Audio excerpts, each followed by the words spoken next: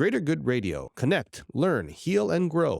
Let's say you couldn't do anything of that academic stuff. You could do your PhD and so on, but you'd have to go do something else. My whole thing of getting a PhD was so I could do research and publish research. Let's say you get that PhD, Yeah. but you can't do it anymore. Some door closed for some reason, whatever it was, you're no longer allowed. You can't, it's just closed. You got to go do something else. What would you do?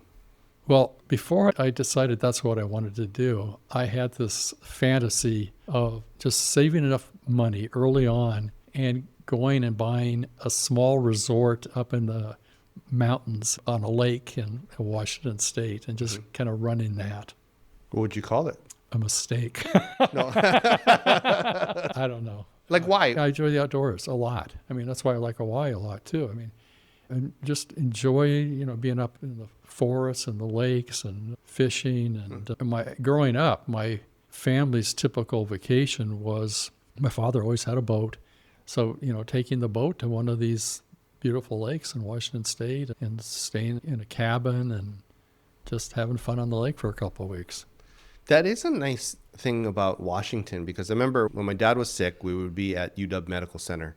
And then some of the wings had that lake view. Yeah.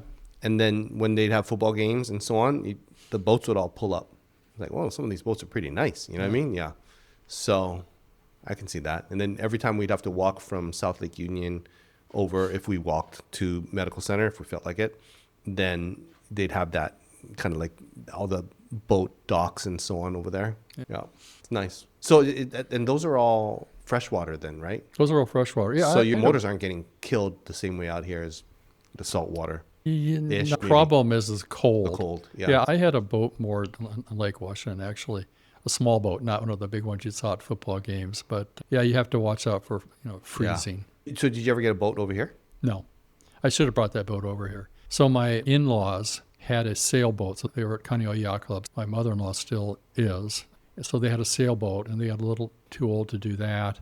And they bought a small powerboat, which I had grown up with and had one in Seattle. So I would drive their powerboat around for them in Kaneohe Bay. If you resonate with Greater Good Radio, please join our community at www.greatergoodradio.com, where you can get access to exclusive content and offerings. Hope to see you soon.